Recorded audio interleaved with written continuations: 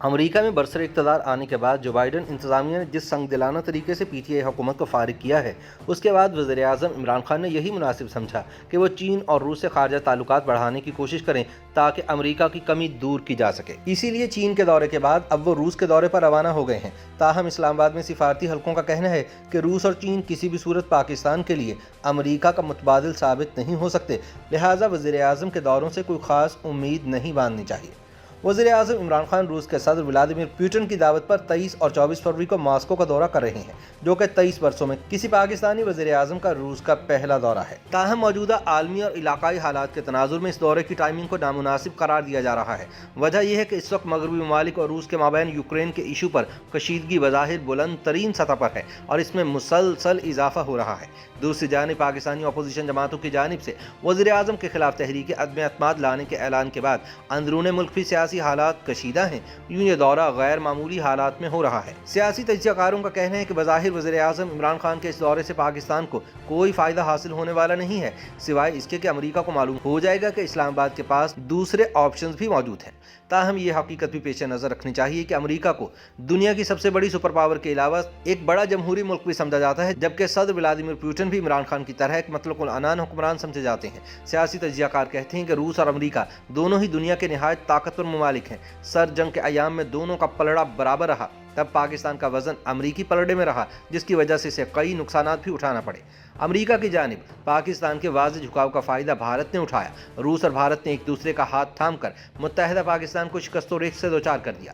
کہا جاتا ہے کہ پاکستان کے دو لخ کرنے میں روس اور بھارت کا یکساں کردار تھا۔ یہ بھی کہا جاتا ہے کہ اگر تشکیل پاکستان کے فوراً بعد پہلے وزیر اعظم لیاقت علی خان ماسکو کا دورہ کرنے کے بجائے واشنگٹن نہ جاتے تو بعد ازاں روسیوں کا پاکستان کے خلاف رویہ اس قدر معاندانہ کبھی نہ ہوتا۔ اگر بریگیڈیئر ریٹائرڈ اے آئی ترمزی کی مشہور کتاب پروفائلز آف انٹیلیجنس پڑھی جائے تو پتہ چلتا ہے کہ سر جنگ کے ایام میں اسلام آباد میں روسی خفیہ ایجنسیاں پاکستان کے خلاف کیا گل کھلاتی رہی ہیں۔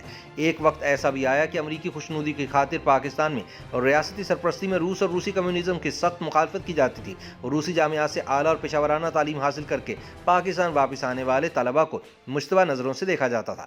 تاہم جس امریکہ کی خاطر پاکستان نے یہ سب کچھ کیا، وہ افغانستان سے اتحادی فوجوں کے انخلاء کے بعد اسلام آباد سے دوری اختیار کر چکا ہے۔ اس لحاظ سے وزیر اعظم کے دورہ روس کو خارجہ تعلقات کے سمت میں بڑی تبدیلی کی علامت کے طور پر بھی دیکھا جا رہا ہے۔ پاکستانی وزارت خارجہ کا کہنا ہے کہ عمران خان کا دورہ روس ایک اشارہ ہے کہ اسلام آباد اب کسی ایک ملک سے جڑنے کی پالیسی ترک کرتے ہوئے کثیر ملکی پالیسی میں دلچسپی رکھتا ہے۔ پاکستان اپنے خطے کی بڑی طاقتوں سے اس امید پر تعلقات کو بڑھانا چاہتا ہے کہ تجارت اور توانائی کی راہداری کے طور پر اپنی صلاحیتوں کا استعمال کرتے ہوئے اپنی معیشت میں بہتری لا سکے۔ تاہم عمران خان کا دورہ ماسکو ایک ایسے موقع پر ہو رہا ہے جب مغربی ممالک اور روس کے درمیان یوکرین کے معاملے پر کشیدگی میں مسلسل اضافہ ہو رہا ہے۔ مبصرین کا خیال ہے کہ اس سے یہ اشارہ بھی جا سکتا ہے کہ پاکستان امریکہ مخالف اور مغرب ممالک اتحاد کا حصہ بننے کی کوشش کر رہا ہے۔ دوسری جانب پاکستان کے یوکرین کے ساتھ بھی اچھے تعلقات ہیں اور اس دورے کے باعث پاکستان اور یوکرین کے باہمی تعلقات کو بھی دھچکا پہنچ سکتا ہے۔ اسلام آباد انسٹی ٹیوٹ آف اسٹریٹجک اسٹڈی سے منسلک روسی امور کے ماہر تیمور خان کا ماننا ہے کہ پاکستان نے اس دورے کے اعلان سے قبل ضرور اپنے اتحادیوں کو اعتماد میں لیا ہوگا۔ وہ کہتے ہیں کہ لیکن پھر بھی یہ دورہ خاصے نازک وقت میں کیا جا رہا ہے جب روس کی تمام تر توجہ اور وسائل یوکرین کے تنازع پر مرکوز ہیں۔ یہ اس دورے کے لیے کوئی بہترین وقت تو نہیں ہے اور اس کے باعث پاکستان کو جتنی میڈیا کی توجہ کی توقع ہے وہ انہیں نہیں مل پائے گی۔ ان کا کہنا تھا کہ حالانکہ یہ دورہ یہ ثابت کرتا ہے کہ پاکستان اپنی خارجہ پالیسی میں تنوع لانے کی کوشش کر رہا ہے اور وہ کسی ایک کیمپ کی حمایت نہیں کرنا چاہتا، جیسے ماضی میں دیکھنے میں آیا ہے۔ اس دورے کی ٹائمنگ ایسی ہے کہ اس سے ممکنہ طور پر غلط اشارے بھی جا سکتے ہیں۔ دوسری جانب سیاسی تجزیہ کار پروفیسر ڈاکٹر حسن عسکری رضوی کے مطابق پاکستان اور روس کے مابین تعاون کبھی اس درجے کا نہیں ہوگا جو پاکستان کا امریکہ اور چین کے ساتھ ہے، لیکن اس کے باوجود وزیر اعظم کا روس کا دورہ تعلقات میں بہتری کے عمل کو شروع کرنے میں اہم کردار ادا کر سکتا ہے۔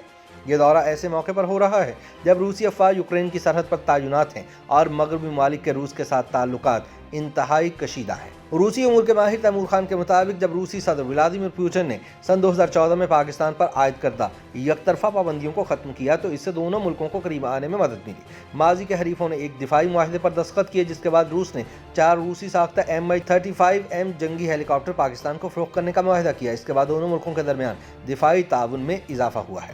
تیمور خان سمجھتے ہیں کہ پاکستان روس اور چین کے مابین ایک پل کا کردار ادا کر سکتا ہے۔ سن 2018 میں پاکستان اور روس کے مابین مشترکہ فوجی مشاورتی کمیٹی کا قیام بھی عمل میں لایا گیا تھا، جس کے تحت پہلی بار پاکستان کے فوجی افسران کی روس میں فوجی تربیت کے دروازے کھلے تھے۔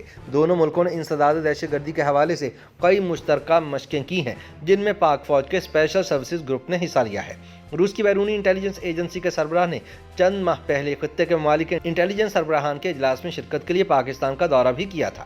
اب جب امریکہ کی جانب سے پاکستان کی امداد میں کمی ہو رہی ہے تو ماہرین سمجھتے ہیں کہ مستقبل میں پاکستان روس سے اسلحہ خرید سکتا ہے، جو امریکہ کے مقابلے میں سستا اور معیار میں چینی اسلحے سے بہتر ہے۔